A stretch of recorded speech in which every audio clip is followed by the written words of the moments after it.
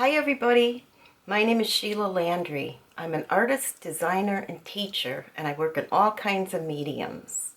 Let's see what we're going to work on today.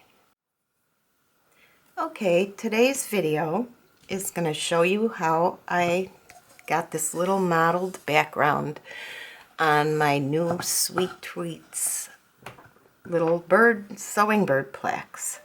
This is a new series of patterns that I have up on my Toe Painting Designs website, and each pattern is available individually, but all three of them have the same background, and I'm going to show you how I got it.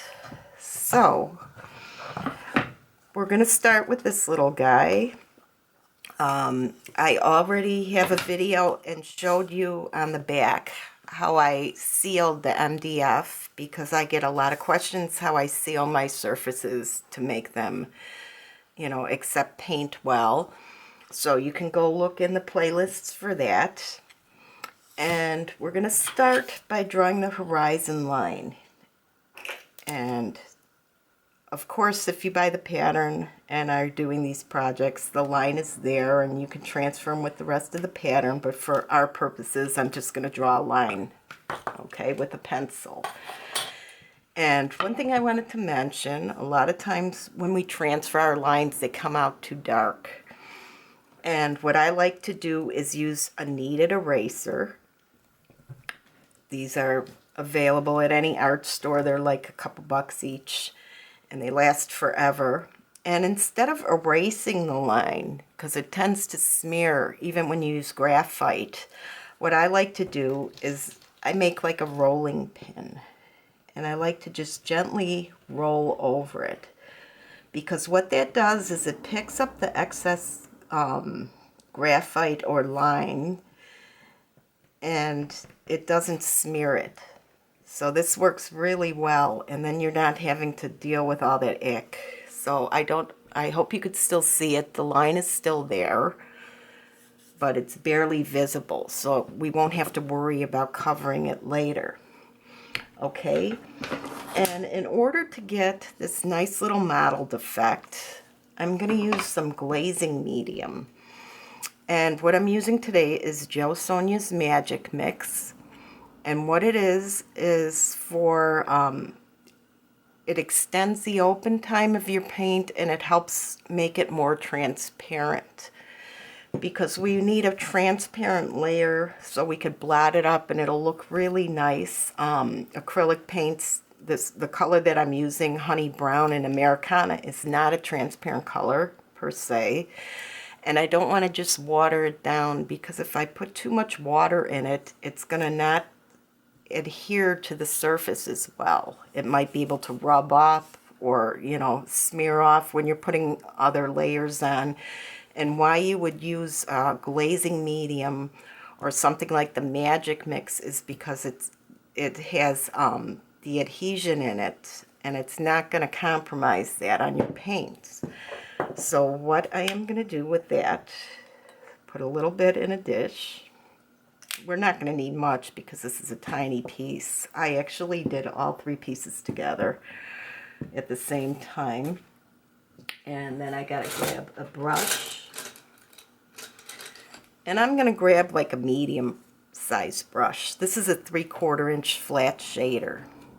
I'm going to pick up some of the Magic Mix and go just over the top, because the top side is the side we want to be mottled, right? So I'm going to go pretty generous. I don't want it swimming, but I want a nice bit of coverage on it. I'm going to take my Honey Brown paint, put a little puddle in there. You don't need much. And while the medium is still on my brush, I'm going to tip the corner in and start to add it in, to mix it onto the wet part.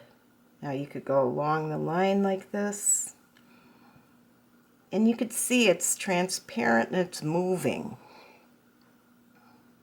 Okay, You don't want to overwork it. I'm probably working it 10 times more than I have to. You just want it kind of mottled.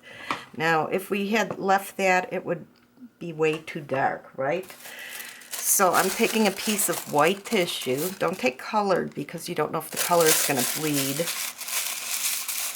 And I'm scrunching it up a little bit.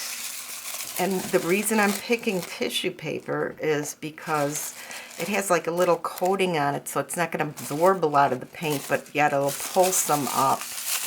Okay, if you could use a paper towel if you had to in a pinch, but I think you get a nicer effect by using this. So you can see I'm starting to just pat. It's very easy. You can make it as textured or as dark or light as you want, and you can see now that it doesn't matter. It didn't matter if you hit streaky marks or something like that. And then I put it to a clean area because I want to pick up some more. I want this subtle.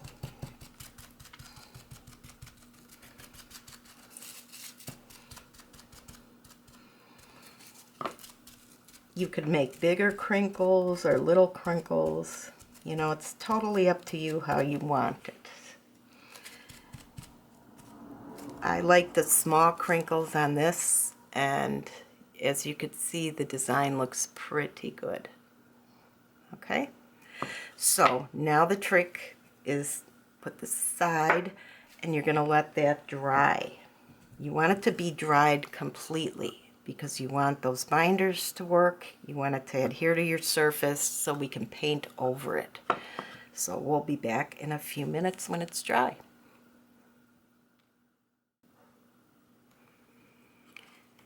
Okay, I helped it dry with a hair dryer, which is fine for that type of product.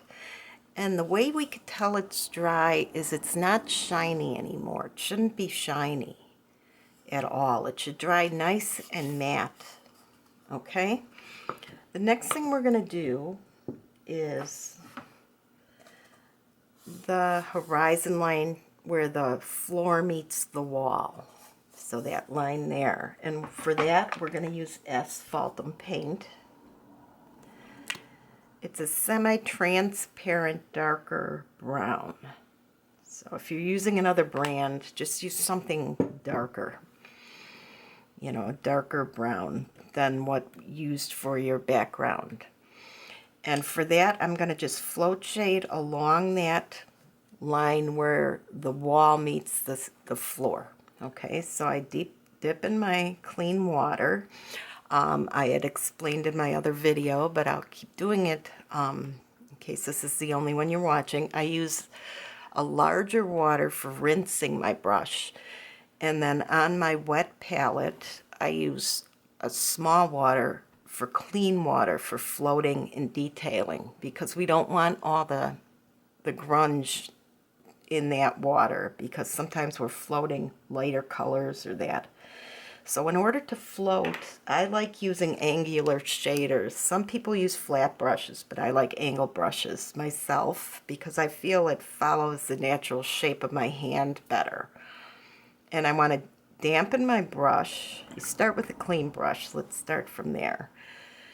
And my brush it's damp, and you always want to wet or dampen your brush either with glazing medium or your medium or water, because what it does is it will bring that water all the way up to the ferrule, and it'll form like a barrier so the paint doesn't get up in there. You don't want the paint to get in there, especially when you're using acrylics, because once it gets in there, it's very hard to get out. And then I like the angle too, because you can just pick up a little paint on the tip, and you could really see how much you're picking up. And you want to kind of blend it into the brush and make sure it's wet enough. Now MDF is going to be thirsty. Even though we put the undercoats on here, it's probably going to need some more water, but you give it a test run. And when you float, it doesn't have to be, see, if you went one stroke across, you'd have this line, and you really don't want that. So I'm going to dip in, bring some more water into it, and quickly kind of walk it along that line with little, I use little choppy strokes. You know, other people may use one big long stroke, but for me it's easier to get a straight line just to establish where you're at. Then once that's in, you could go back and work it a little bit. You can sharpen that line and we could walk it out. And by that I mean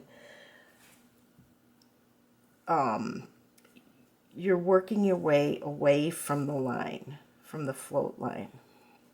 Now this is a very basic, simple float. It doesn't have to be perfect because there's going to be a whole bunch of stuff in front of there, but see, if you want a little more color, this is what walking out is. You just start to this side more and use less pressure, and as you can see, my my brush is almost parallel to the surface. Like I'm using very little pressure.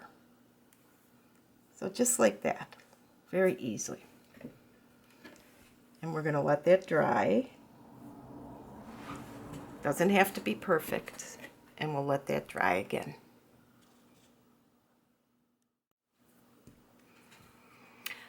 Okay, now that our floor line is dry, we're going to leave the rest of the floor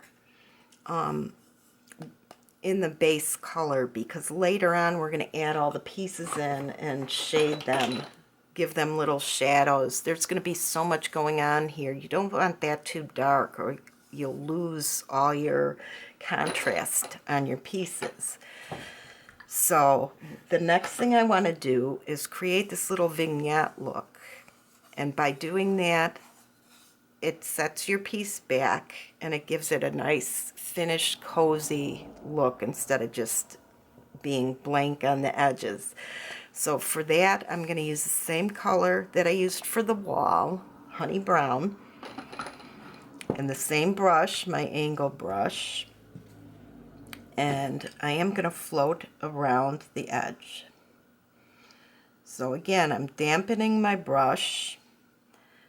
I touch it to the paper towel. I'm not scrubbing it all. I'm just touching it, because if you scrub it, you're going to scrub the paint all the way down the brush. So I'm picking up on the corner. You can see that. And then I am just going to start going around the piece and floating. Pick up on the corner. Blend it a little bit on the palette, and be sure when you blend it on the palette you're going in the same spot or working your way across. You don't want to blend here where you're going to get it in the heel of your brush. You want paint to fade to nothing. Just paint on the end, water, and nothing. And that's what floating does. It's like a wick effect. You want the concentration of color on the tip of your brush. So we're just going to go around it like this. And this is probably the best way to float, to practice your floating. And notice I'm always holding my brush perpendicular to the edge that I'm floating. And this is true whether you're floating a circle or, you know, a zigzag line or a straight line. I used to tell my students to practice on popsicle sticks because it was easier to do edges. You could start here, and as you see, you kind of walk back a little bit. It doesn't take much, but see, notice even though I'm almost around, you know, 75% of my brush is still clean. The paint is just on that tip. And then if you want to blend it, you just move the brush up a little bit to blend this in if you get too much on it. It kind of gives you a feel for... And notice when I float, I mean, everybody does things differently, but I use little choppy strokes.